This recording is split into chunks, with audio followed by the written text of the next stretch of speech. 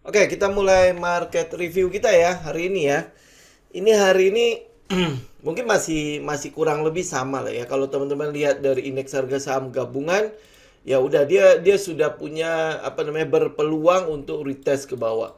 Nah, ini ada beberapa level yang sudah saya bikin ya. Ini dari Fibonacci retracement ya.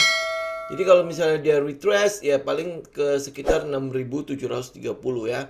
Jadi dijagain aja kalau misalnya dia jebol ya mungkin dia akan masih ada level-level resisten apa support lah ya di bawah situ ya sebelum dia sampai ke 6.300-an. Tapi kalau misalnya dia bisa breakout di sekitar 7.038 ya ini kan kurang lebih ya di sekitar 7.000 yang kemarin target kita. Dan itu sudah capai. Jadi kalau dia bisa breakout ini ya dia masih akan lanjut ya sampai ke sekitar 7.344 ya. Jadi ini tinggal dua level ini dah, dua level ini ya. Level 7.038 sama 6.730. Jadi sekarang ya kita lihat ya pasti yang di 6.730 ya. Nah, saya tahu teman-teman pasti tidak suka dengan yang namanya fear ya. Waduh, kemarin kan udah enak banget ngambil di logam, ngambil di komoditas ya. Dari batu bara yang all time high, terus habis itu kita bisa pindah sebentar ke minyak, ke gas ya. Terus habis itu kita kemarin bisa menikmati yang namanya nikel ya, nikel dalam satu malam bisa sampai 70% ya. Nah, itu saja teman-teman juga udah bisa merasakan lah ya bahwa tahapan yang terjadi pada batu bara itu adalah euforia. Tahapan yang terjadi pada nikel itu adalah euforia ya. Jadi ya kalau hari ini saya keluar dari DKFT ya, itu sesuatu yang wajar gitu kan. Mungkin besok masih akan ada kenaikan sedikit lah, tapi itu mungkin sudah akan menjadi titik-titik puncaknya lah. Karena apa?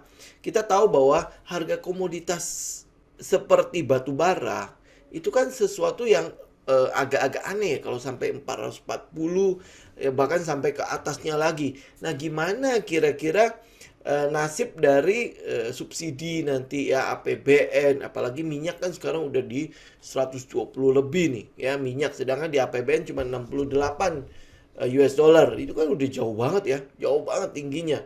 Jadi subsidi pasti akan bengkak. Nah, kita memang akan melihat juga ya harga minyak yang tinggi itu juga pasti akan pengaruh ke kegiatan-kegiatan eksplorasi lah, karena mereka juga butuh minyak kan ya, kayak misalnya yang batu bara mereka pasti butuh diesel ya untuk alat-alat beratnya ya, terus habis itu untuk pembangkit listriknya segala macam itu pasti mereka butuh juga minyak. Nah, minyak naik ya pasti harga pokok produksi mereka juga pasti tidak sama lagi kan di level yang sekitar 70 80 ya, mungkin sekarang udah ada di sekitar 100 kali ya. Tapi walaupun bagaimanapun juga memang secara pendapatan dia tetap untung cukup banyak ya. Tapi logiknya untuk bisa menggerakkan harga kan fundamentalnya harus berubah. Ya, pendapatannya harus gede kan. Memang mungkin di Q1 ini oke lah pendapatan dari emiten-emiten batu bara mungkin gede. Ya kenapa ya? Karena harga batu baranya sempat mencapai 440. Ini logiknya dulu ya. Harga batu bara sempat mencapai 440. Berarti penerimaannya kan akan melimpah kan? Nah, bagaimana dengan Q2? Q2 harga batu baranya harus lebih baik atau minimal stabil.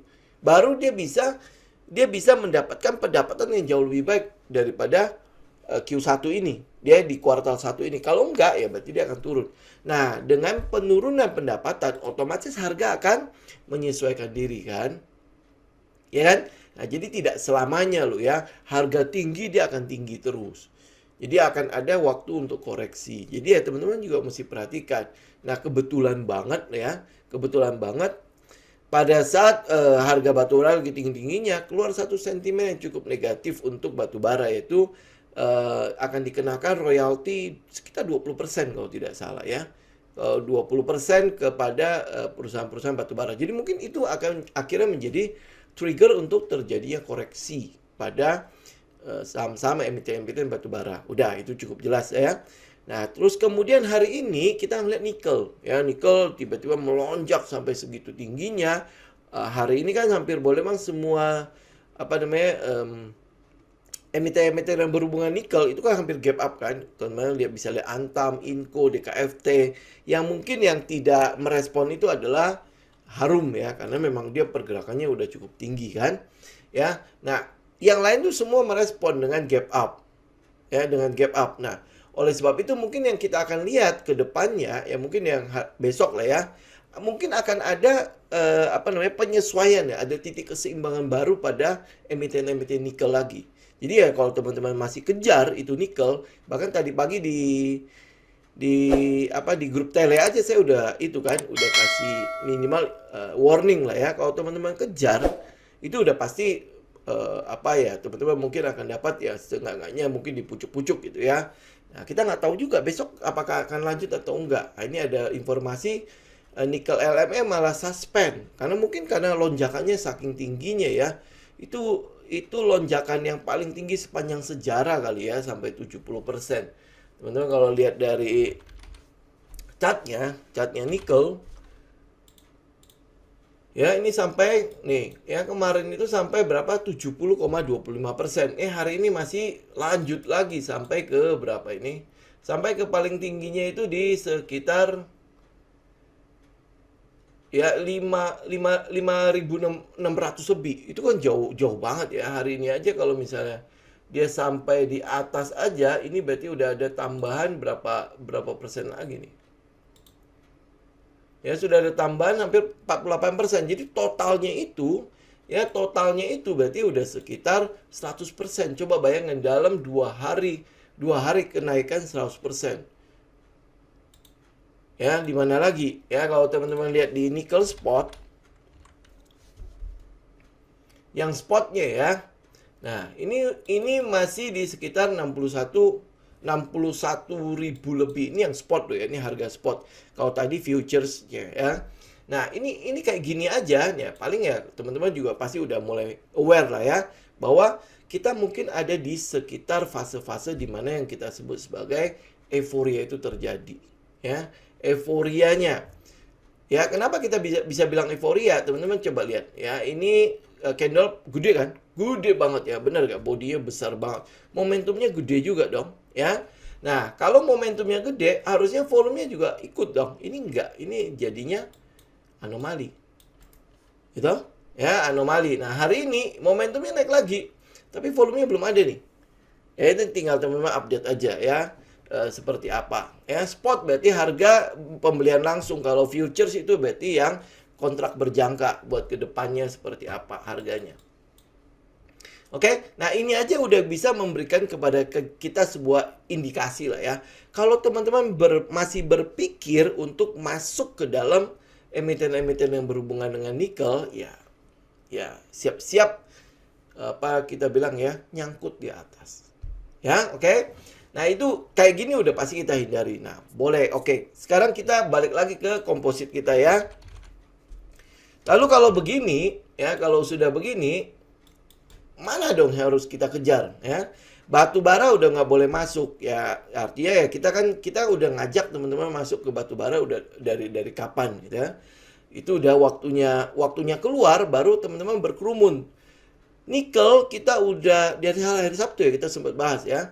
Nikel kita udah sempat bahas dari beberapa hari yang lalu, di mana kita sempat berbicara mengenai trio metal ya, jadi Antam, Inco dan Tins ya. Di situ kita masih berada di sekitar resisten ya. Kalau dia mau dia breakout atau dia ikut turun ya, itu masih ada kesempatan untuk masuk. Nah, di situ mungkin ya nggak mungkin lah dia breakout, pasti ada keraguan-keraguan seperti itu kan.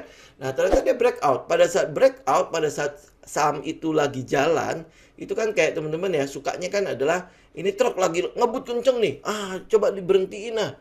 Kita mau mencoba kekuatan kita seberapa kuat gitu ya untuk memberhentikan truk itu.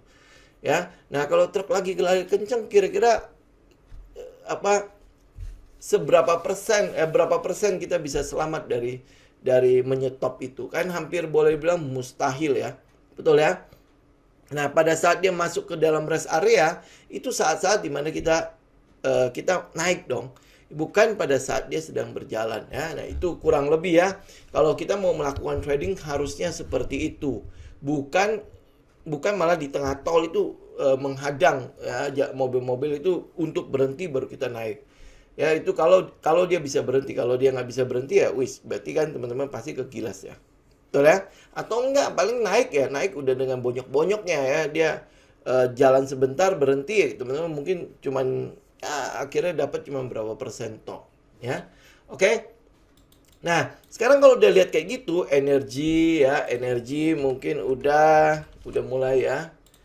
Indeks energi sudah mulai koreksi, ya kan? Koreksi ya nggak selamanya kan dia naik kan, dia harus ada koreksi dulu untuk menghilangkan area yang namanya jenuh belinya kan. Jadi dia menghilangkan itu dulu, balik ke netral ya, mungkin habis itu udah punya uang masuk ke dalam dompet, udah dalam kantong ya, baru kita mulai lagi kan beli kan. Terus habis itu untuk saham-saham yang lain, termasuk yang mungkin yang di finance sekalipun ya, itu juga sudah mulai koreksi nih ya, udah mulai koreksi. Dan teman-teman kalau lihat dari banyak sekali ya sektor ya, 11 sektor yang ada, itu juga udah hampir boleh bilang rata-rata sudah menuju kepada area di mana ada terjadinya koreksi di situ, koreksi ataupun pullback ya. Lalu apa yang bisa kita lihat nih kira-kira nanti ke depannya? Kalau ini semua udah boleh dibilang dalam keadaan jenuh beli ya. Mungkin beberapa waktu yang lalu saya sempat memberikan kepada teman-teman sebuah insight watch ya. Perhatikan konstruksi. Betul ya? Perhatikan konstruksi. Nah, hari ini dia udah mulai merespon sesuatu. Benar ya? Kalau kita lihat misalnya ya misalnya kayak misalnya kayak Waskita. Ya, Waskita ini kan dia udah mulai merespon sesuatu pada trading hari ini, betul ya? Nah, kita cuma mau tunggu lagi adalah benar nggak ya berita-berita sentimen-sentimen yang ada, yang keluar yang keluar saat ini itu terutama untuk IKN ya, kan ada kabarnya dari Raja Salman mau invest ke dalam INA, terus kemarin sudah mulai datang ya pangeran anaknya Raja Salman tuh ya.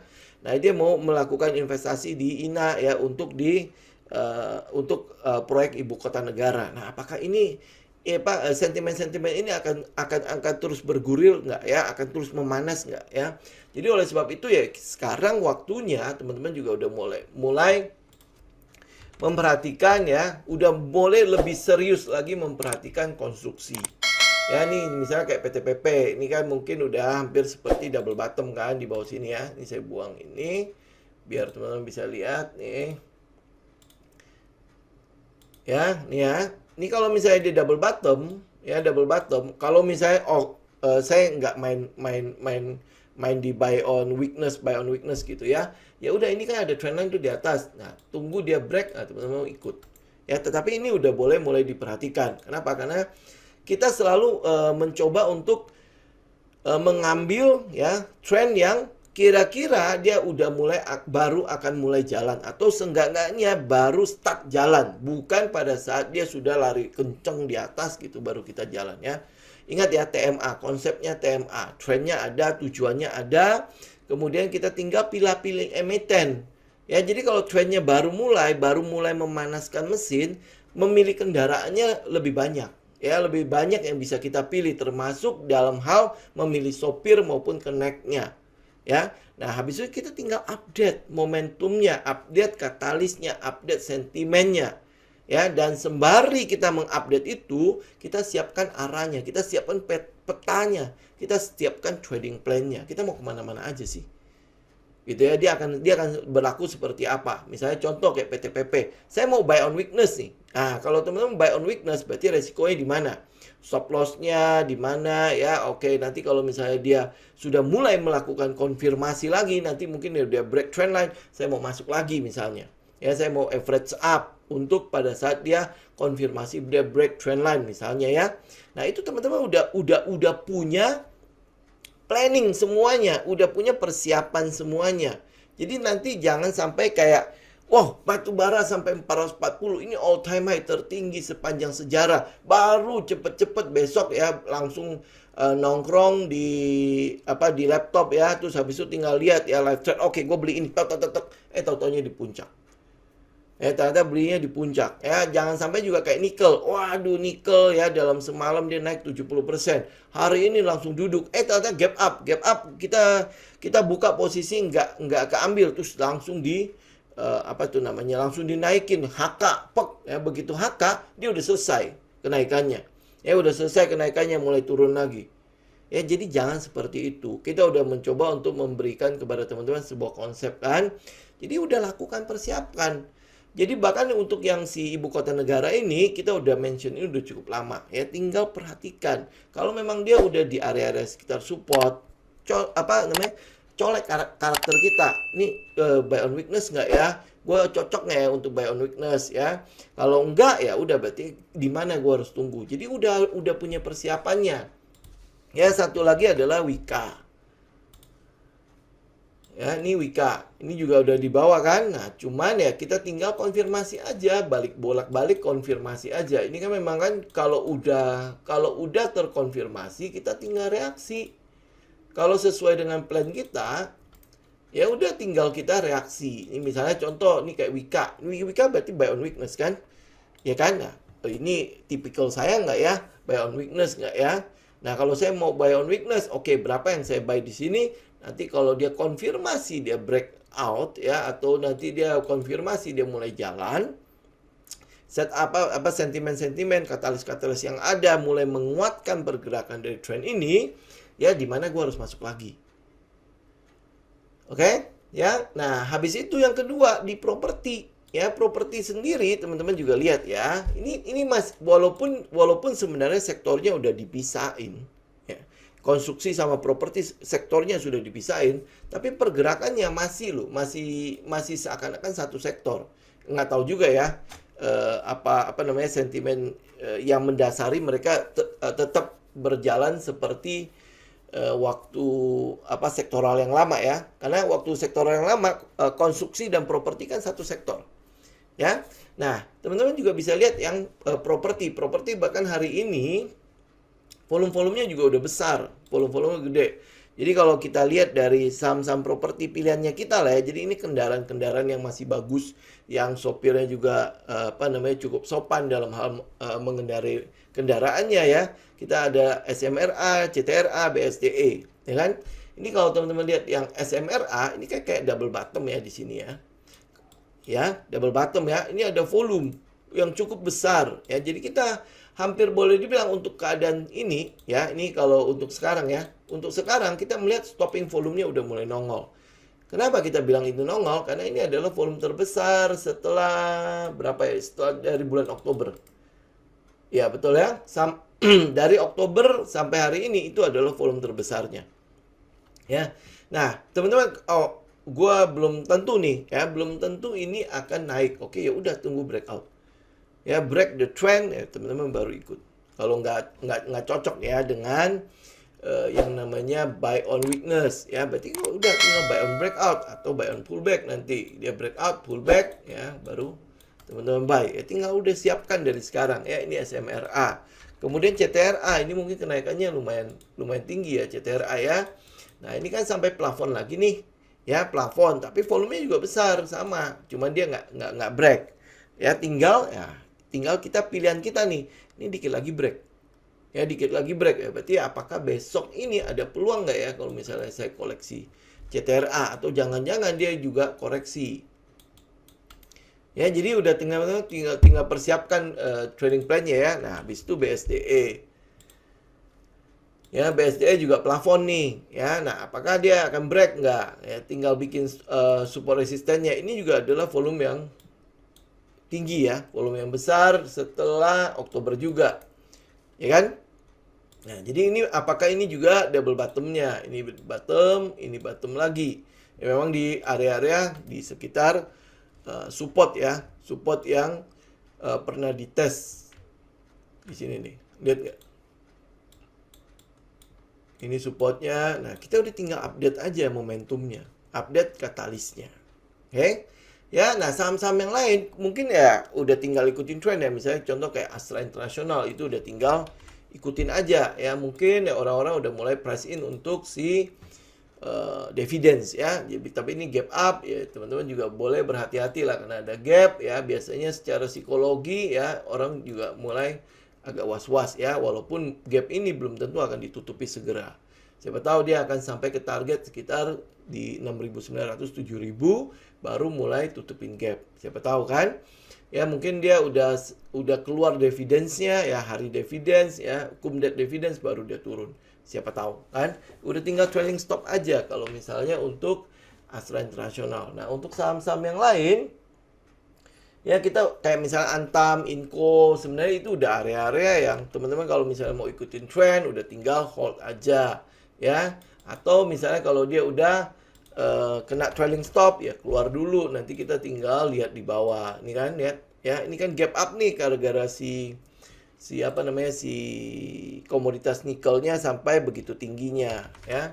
Ini misalnya kayak DKFT, ini juga gap up ya. Ini bahkan kemarin kita udah memperkirakan dia akan gap di atas 156 malah. Ya kan? Nah, ini walaupun ya hari ini saya berpikir ya kalau dia bisa arah lebih baik ya. Tapi hari ini juga tetap saya keluar sih ya. Nah, kita tinggal lihat ya besok dia mau lanjutin apa enggak ya, itu udah urusan nanti lah. Yang penting ya udah kita bungkus dulu. Karena apa? Memang udah cukup tinggi itu harga nikelnya. Bukan berarti kita takut ketinggian. Kita udah masuk di bawah sini kan. Ya kan? Nah, cuman ya kalau memang kita bisa antisipasi duluan ya sudah kita antisipasi duluan lah. Targetnya kita masih di sekitar ini kan, sekitar 204 kan. Ya, nah kalau dia besok ya dia turun ya sudah dia turun ya, kalau nanti ada kesempatan untuk ambil lagi ya tinggal kita ambil lagi. Ya, oke. Jadi untuk untuk yang minggu depan ya kita mungkin bukan minggu depan, untuk besok ya Kamis, Jumat, Sabtu gitu ya. Kalau kita lihat dari indeks sektoral yang ada, indeks sektoralnya yang memang akan memberikan kira-kira ada potensi untuk rebound ya, ada potensi untuk ada pergerakan di situ ya, memang salah satunya adalah di properti. Ya, ini kalau kita lihat ya, ini di indeksnya sendiri udah kayak bikin double bottom kan, kita tinggal konfirmasi aja ya benar nggak double bottom ya. Sedangkan untuk indeks yang basic material ini kita review aja ya. Ini dia kemarin memang breakout, ini hari ini juga sebenarnya udah cukup tinggi ya pergerakannya, terus habis itu dia mulai masih retest nih, masih retest. Ini posisi masih dalam keadaan breakout. Kita nggak tahu apakah besok dia akan kembali masuk kembali ya atau tidak. Tapi memang ada beberapa saham yang masih kita perhatikan, yaitu yang berhubungan dengan besi, yang berhubungan dengan biji besi ya. Hari ini kan kayak Krakatau Steel, mungkin saham yang mungkin kita lihat itu adalah ISSP ya. Hari ini udah sempat retest sampai ke bawah. Nah ya, ini udah retest ya. Nah ini moga-moga ya besok ada ada pergerakan rebounds yang mulai rebounds. Ini kan koreksi ya, teman-teman bisa lihat ya. Ini kan koreksi ya. Kenapa kita bilang koreksi? Lihat aja volumenya. Kan dia turun kan. Berarti ini harmoni kan. Ya, jadi nggak ada anomali di situ.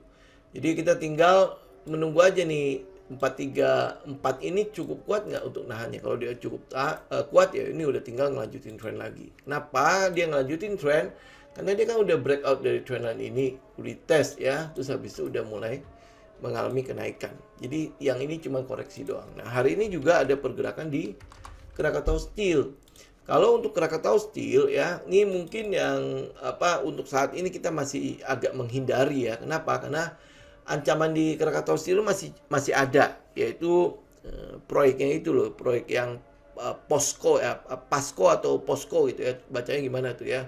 Yang bikin lempengan baja itu bareng sama negara apa itu ya. Nah, itu masih diselidiki oleh KPK atau kejaksaan tuh. Ya, jadi kita nggak berharap ya ancaman itu tiba-tiba keluar di tengah kenaikan dari harganya. Kita nggak mau juga seperti itu kan. Karena itu ada ancaman ya sudah kita coba hindari. Nah, ambil yang amannya. Ambil amannya. Ya, itu terus habis itu kemarin kita sempat melihat yang indeksnya pelayaran ya, indeks trans pelayaran, karena kan kita melihat bahwa ada peluang ya industri pelayaran itu mendapatkan jatah dari semakin sibuknya ya, semakin sibuknya perusahaan tambang. Ya, tetapi ya untuk saat ini kita masih belum melihat ada rebound ya. Tadinya kita berharap ini rebound. Ya, ini rebound. Ya, jadi kita masih menunggu lah ya, beberapa saham ya kita masih akan terus watchlist ya. Pertama adalah Temas ya. Temas ini ya kita tinggal menunggu aja nih apakah ini menjadi falling flagnya itu untuk turun lagi atau dia akan terus naik ya, kita masih memantau itu. Terus habis itu SMDR juga sama ya, kita juga masih pantau. Ini kan dia udah bergerak turun kembali ke sekitar 1200, jadi di struktur sebelumnya, walaupun dia ini kan struktur yang bawahnya kan di sini ya, belum patah ya, jadi ini masih koreksi ya. Kenapa? Kita lihat dari volumenya juga masih rendah.